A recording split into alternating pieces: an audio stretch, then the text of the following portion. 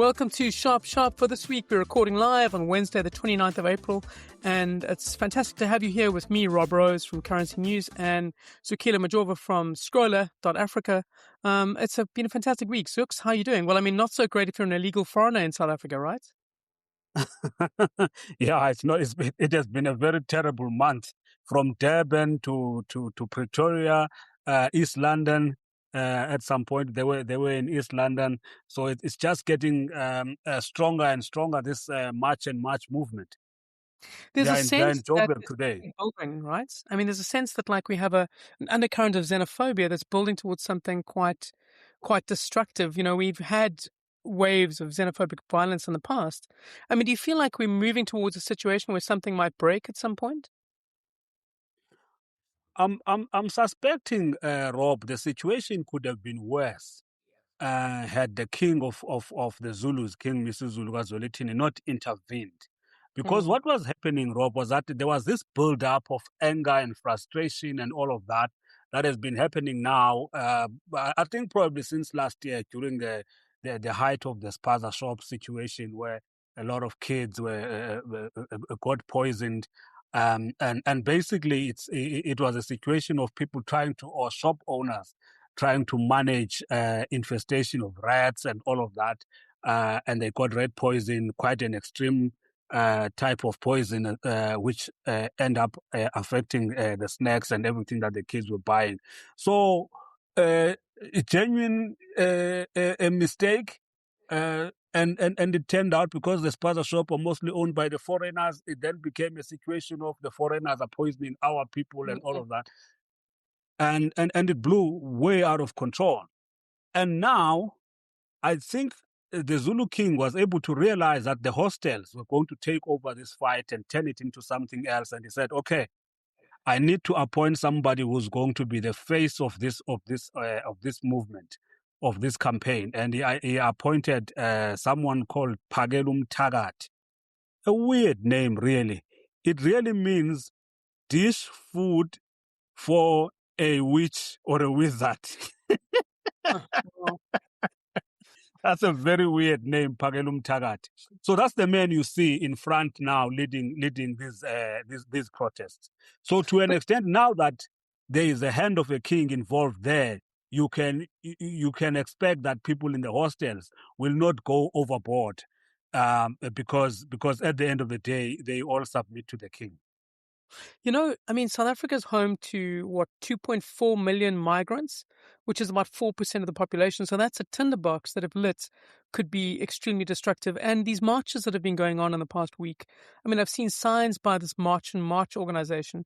And March and March is essentially, you know, a xenophobic organization. They want foreigners out, and they, you know, ostensibly they say we want illegal foreigners out. But the truth is that they're not differentiating between foreigners who are illegal and foreigners who are here legally. They want everyone out. And I saw a sign saying, you know, if fighting for my country means I'm xenophobic, then I'm proudly xenophobic. So this is what they're saying. So 2.4 million people against a rising tide of xenophobia, you know, it could go very badly wrong. It could easily go wrong, Rob. There's no doubt about it. And it's no longer about illegal foreigners. It's about foreigners in total. You know, there seems to be a confusion that is being brought by the politicians here when communicating policy. For instance, to say that if you need to be in South Africa, you need to bring skills that we do not have here. You know. Now, there's a big differentiation here because somebody who's just coming in to work in a mine underground with no real skill. That's a skill that we've got in abundance in South Africa. But also people are coming to South Africa to trade. You know, a lot of African people have been trading in South Africa, not necessarily interested in the land, etc. A lot of Mozambicans, Basotho people, Zimbabweans, a lot of our neighbors, they actually come to South Africa to trade. They are not interested in taking a site and all of that. Now, to say people coming to trade, you are against people coming to trade, there's a problem there, Rob. There's just a problem there. Yeah, absolutely. I mean, you've seen instances where, South Africans will stop people who are foreign and say, "What skill do you have?" I mean, that's just cannot be allowed to happen because the point is the government will assess this when they provide a visa. It's not up to individuals to decide, do you have a trade, and if not, you must get out of the country. And that's unfortunately what you're saying there is right. Is that the ANC and parties like the Patriotic Alliance are completely creating and fostering this kind of xenophobia, and it's you know it just is I can just imagine that there have to be violent repercussions from this. Yeah, I mean, if you really go for the lack of responsibility of it, for instance, by now, some kind of strong intervention should have been made by the state now to try and manage the situation before it goes out of hand. I mean, it's going from major city to major city, and you're not getting anything coming out of government to try and deal with this thing. I mean, these are effectively illegal marches, but municipalities, metros have been forced to just approve these marches to try and get the police and the metro police to march with these people just to try and contain what could potentially become a very dangerous situation. Except for the president's message during Freedom Day, even that message, it was not really a strong message, to say that people who are here legally must respect the laws and all of that. Now, from that message, it says, if you are in South Africa, we expect you to respect the laws of the land the way we would respect the laws of your country. That implication immediately drives the narrative that it is the illegal immigrants or it is the immigrants who are fueling crime in South Africa. Now, there is not much proof of that. But there is the head of state saying exactly that. It buys into that narrative, and people now pick up from what he says to say we are actually justified in what we are saying, that illegals are actually increasing crime. Now, you and I know South Africa has been having a problem of crime long before the influx of illegals who are well capable of killing each other here. What you say is so important because I think that you're right. The authorities have done nothing to crack down on this. And I think that lawlessness is kind of made possible because of the leadership vacuum in law enforcement. We have a police service that is basically, being replaced. All the top layers, as we said last week, have been ayatollah'd. I mean, the entire leadership of the police is sort of in the dock somewhere for corruption. So we have a system where the police are doing nothing to stop this. So there's a sense amongst people that this anarchy is allowed to kind of fill the gap there. And that's been the big problem, is that because the police are so chaotic, people are just doing what they want. Rob, if you look at the videos that are circulating, it's so funny. You have police officers taking pictures with the leaders of this march. Really running with them. You can see that they actually endorse it. But one of the big problems that we have, Rob, is the fact that we have politicized policing in South Africa. It has become a political issue. So even if the chief of police were to say he wants to uphold the law, he can read the political mood in the country, that politicians are tolerating what is happening. They are thinking that to an extent they'll be able to achieve some kind of whatever the agenda is to try and get rid of some of the immigrants. If you look at it's not just actually it is the ANC, it is the IFP. The IFP campaigned on this issue. They campaigned very well on this issue, especially of getting foreigners out of spaza shops in the township. Now, Patriotic Alliance, it comes out of nowhere, and there's not much ideological thinking that they are bringing apart from Abraham, which is they must go, Yeah. and a lot of it is just based on xenophobia, pure xenophobia. So there is a party, and it has been able to find its way into the government of national unity, while it brings very little to the table, So ActionSA as well, Herman Mashaba, somebody who's supposed to be level-headed and all of that, but on this issue, sanity does not prevail, Yeah, for sure. unfortunately, for most people. What is fascinating, though, is the Democratic Alliance, the DA, the second largest party in the coalition government. They have been, quiet on this issue. They haven't really said much. I mean, is that a strategic move? You think that they're going to let the ANC, let ActionSA burn itself to the ground over xenophobia, or do you think that it's just they just have nothing to say? I mean, is it strategic or is it just where they are at the moment? I think broadly the DA aligns itself with business in South Africa, and uh, let's start with our immediate neighbors. For instance, Zimbabwe. It's a country of people who are highly educated, who bring a lot of skills and experience, especially in hospitality. If you go into the tourism sector, the entire hotel industry, restaurants, and all of that, those guys have got a lot of skills, but also in just the service industry. Service with a smile. You go to a restaurant and you get a Zimbabwean chef, and I've had this experience many times.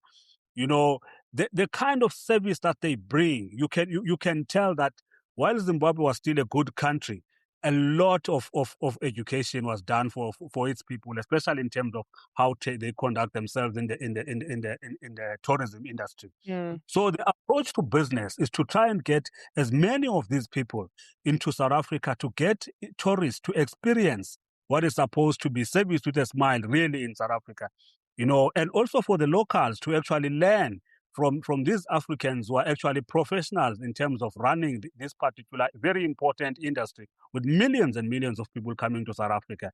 So there is a lot of value, Rob, that immigrants are actually bringing to South Africa. We need to just change our mindset in terms of how we see it. If you look at Johannesburg, for instance, it's a home of immigrants. It's a city that was built on the backs of immigrants. I'm not sure you can really claim to own Johannesburg. Johannesburg is an African city. It's a center of trade, so that attitude needs to change. So, I mean, Joburg absolutely is the New York of Africa, and that it reflects that migrancy in it. But the point is, the DA themselves, they haven't actually fought the fight either way. They haven't gone out and said this publicly, that immigrants are bringing a lot of value to the country. They've just steered clear of the entire conversation, and I wonder if they'll be allowed to do that for much longer, because it is going to become a campaigning issue for local government, and it is for the ANC and the Patriotic Alliance.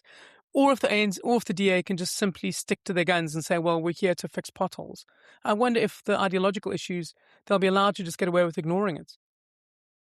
Yeah, for now, Rob, the strategy of staying away from ideological issues is going to work for the DA, because in terms of ideological issues, I think it's something that they're going to have to sit down from the level of the GNU. At some point, there's going to have to be a sit down on foreign policy, on things like black economic empowerment and its effectiveness, on things like affirmative action, the Bella Act as far as education is concerned, national health insurance. Those are things that still need to be ironed out. So to an extent, if the DA plays into the space of ideological differences, they are not going to win. So right now, they need to just sell that where the DA governs, it governs very well. Not too much money goes missing. Although in recent times, well, we're increasingly starting to see a different story. Well, we've seen the textbook scandal for the DA in the last couple of days, right? I mean, that's something the DA is not used to. That is something that we are not used to. But I mean, we've seen a few scandals in Cape Town, in the housing sector. A metro as big as it is, compared to other municipalities, tends to be given leeway by Treasury to say, okay, you've got housing capacity, you should be able to build 10,000 houses, etc. And we saw a number of scandals involved there. There was a DA person in Malusi Boy actually was charged, etc. So there are ongoing cases of scandals even within the DA itself. So, I mean, in this case, what's interesting is that I suppose it's how you respond to these. There'll always be procurement issues. But the Basic Education Minister, Siviwe Garube, who is from the DA, I mean, she essentially said, let's investigate this and find out what actually happened. I suppose when you have these issues, it's about how quickly you launch an investigation and deal with it, right? Yeah, I mean that was quite interesting. I wonder if Treasury is going to take her up on that, because she has asked Treasury to be the ones who investigated. An investigation by Treasury obviously will have a lot of credibility, because sometimes a minister would institute what they call the forensic investigation, and you never see that particular report comes out because it implicates the minister's own people and all of that, just the whole procurement system in his or her department. But in this particular case, it looks like Sibuwe Kwakube is determined to actually get the entire truth out of the situation, and she has promised to deal with everyone who was involved in it. That's fascinating, Zuks, because we're moving to something else, which is essentially, Ramaphosa has now acted. Last week when we did this podcast, he hadn't yet suspended Fani Masemola, the head of the police, which he's now done. But someone he hasn't acted on is the social development minister, Sisisi Tolashe, who is the head of the Women's League as well. She's been a kind of an absolute nexus of corruption allegations for the past couple of years, right? I mean, she's been somebody who can't seem to walk down a road without causing trouble. That's a very interesting development when it comes to Sisisi Tolashe. I mean, we've been waiting to try and see what the president is going to end up doing with her. But if you look at the history of how the previous presidents have dealt with presidents of ANC Women's League, which she is, it has not been very good. From Batabile Dlamini, who was also a social development. And again, this is becoming a trend where the president of the ANC Women's League is given that ministry, to do with it as she pleases. And we seem to be in a situation like that even now. And this is not the first one. She went to New York with the staff, blew a lot of millions of state money. And you are wondering, you are the minister of SASA. What are you doing in New York? But nothing came out of it. And now the latest scandal, well, it's not the only scandal. Because Rob, we are hearing now that in that department, they forced a staff member to take a cut of the salary to pay for someone who's working at Tolashe's home in the Eastern Cape, not the official resident of Cape Town or Pretoria, but someone who's working at her home in the Eastern Cape, and this is coming from an employee in government in her office. This is sounding very, very bad, Rob. So in this particular case, for those who haven't heard, I mean, what happened is that the ANC Women's League was given two fancy Chinese SUVs. And rather than declare it to the ANC, which she should have done to Luthuli House, she registered the two cars in her children's names. Now, one of those children apparently sold the car. And then when the whole thing came out and they were forced to hand it back, this child apparently bought a different car and handed back a different car to the ANC at Luthuli House. I mean, that's staggering that this happened. The fact that this wasn't disclosed is in itself, absolutely impeachable, don't you think? I mean, I don't know how you stay in a party. This looks like outright theft. I have to say looks like, considering we're in the media and we don't like getting sued too much. But yeah, absolutely. This story is crazy, Rob. And had it not come out publicly, trust me, those cars were never going to come back. I mean, this is not a news. This is not something that happened last week or 2 weeks. Look, again, nothing is going to happen to her. This is the unbelievable part of it. Nothing is going to happen to her. I mean, there were many, many instances. I don't know. Maybe it's because of the proxy of the ANC Women's League in the ANC conference. Because remember, while you've got ANC delegates, the ANC Women's League has got a certain number of delegates that they have, and the ANC Youth League has got the same number of delegates. And when a conference is deadlocked, you actually depend on those guys to actually flip the entire conference to your advantage.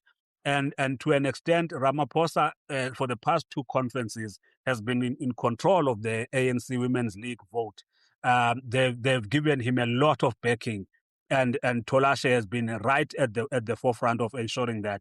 So once again, we've got a situation of Ramaphosa owes certain people certain favors, and it's very difficult to dismiss them all the way to the likes of Senzo Mchunu that we are still stuck with. So, Zuks, I mean, I'm still, it sounds ridiculous to say, but I'm still an optimist, despite being a journalist. I think you're very cynical about this. I'll take your bet that there will be action taken against her and that she will have to stand down eventually. It's my optimism that keeps me still believing that. But I absolutely think there has to be accountability for this. And I think that even in the ANC, people are not happy with her for taking these cars and not declaring it. And there has to be consequence. I know that, there's this documentary out this week with Winnie Mandela, which is fascinating. But Winnie Mandela was held accountable by the ANC back in the 90s. I mean, I just don't think this is the party that would still allow this to take place.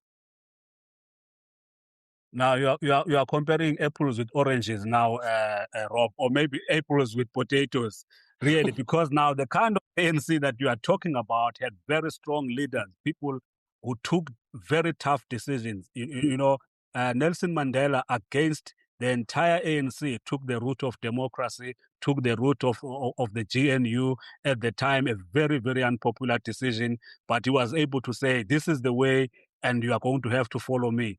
So this is the different ANC right now. If you look at Ramaphosa, how he has been winning, he wins right at just about 55% of the conference, hardly ever reaches 60%.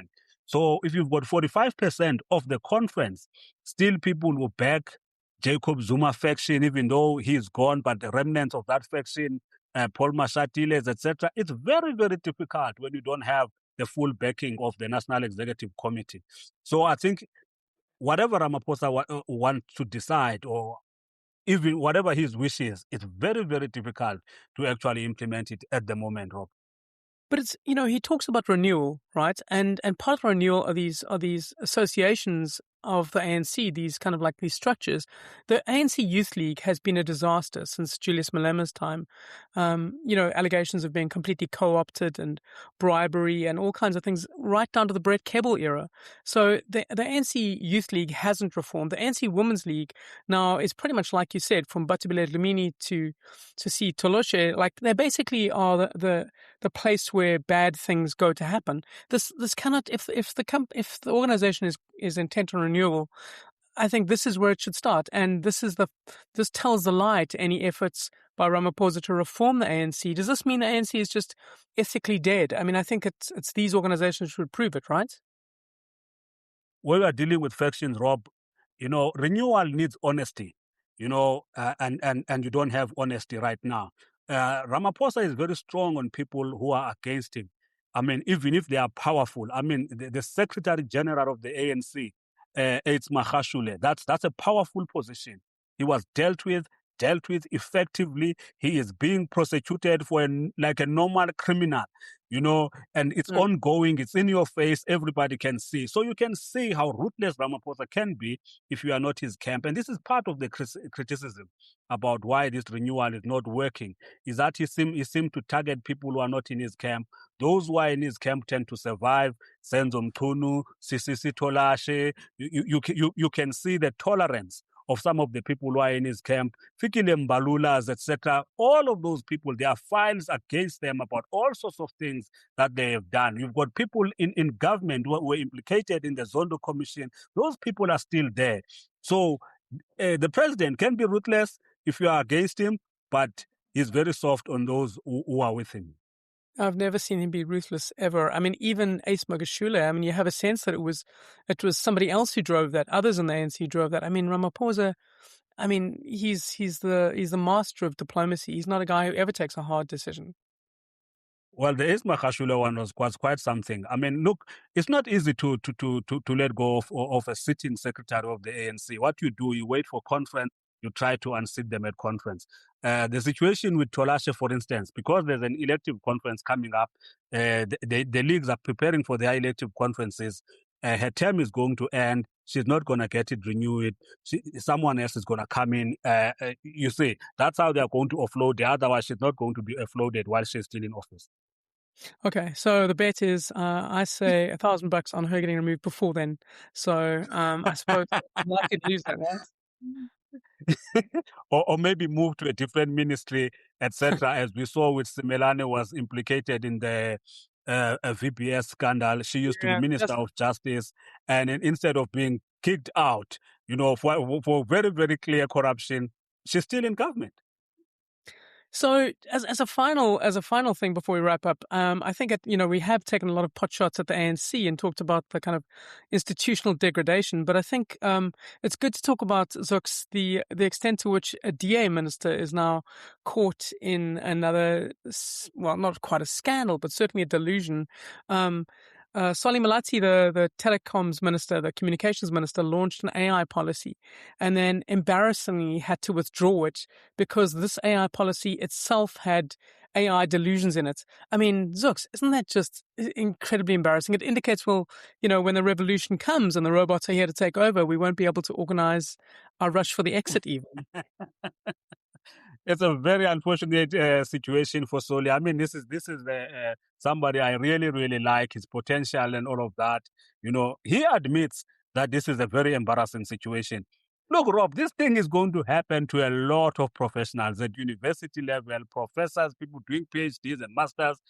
The whole thing about researching with AI, you need to, well, researching in general, even before AI, it's a very complex thing. You've got to be sure, you've got to credit properly. You've got to make sure that you've actually studied the stuff, quote the textbook. Don't assume that what you are quoting is actually in the textbook and credit the wrong people or for something that does not even exist in that particular textbook, which is what happened in this particular case.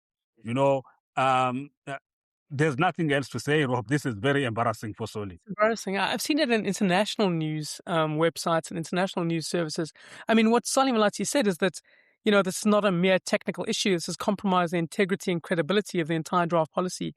The most plausible explanation, he said, is that AI-generated citations were included without verification. He says this shouldn't have happened, and that's pretty obvious.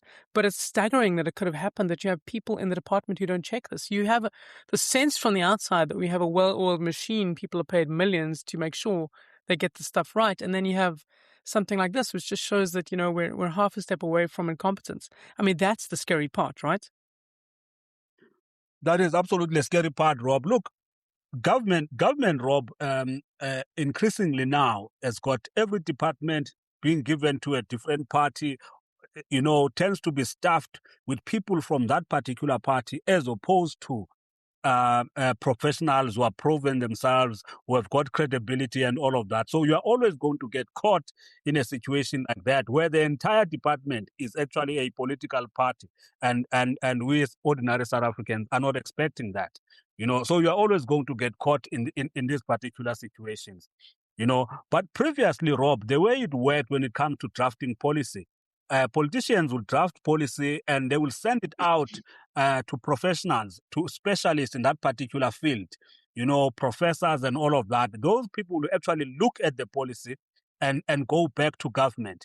We've been having this cry for a long time in South Africa about the exclusion of professionals, top professionals in policy formulation, be it education, things like Bella Act, NHI. There are professionals sitting at universities who can give us this advice for free and actually broaden and deepen and enrich what policies we're talking about. If you look at Parliament now, there's so much of the policies when they are challenged the Constitutional Court, they actually don't stand. And you are wondering what happened here. Where were the professionals? So this increasing anti-educated people approach in government is a problem. Jacob Zuma used to talk about clever blacks, branding everyone who appears to be a clever black as a counter-revolutionary. So a lot of people sort of pulled back, So we are now poorer for it, Rob. So it's strange. I mean, I suppose we need not just the old professors, we need the young people too. There's a friend of Mungo Sogat from Scrolla. He was telling us about this, a friend of his, an old lady who said that actually it's really simple. There's a guy you call on the phone and each time he answers you and tells you exactly what you need to hear and provides the answers, a guy called Chad Du Plessis.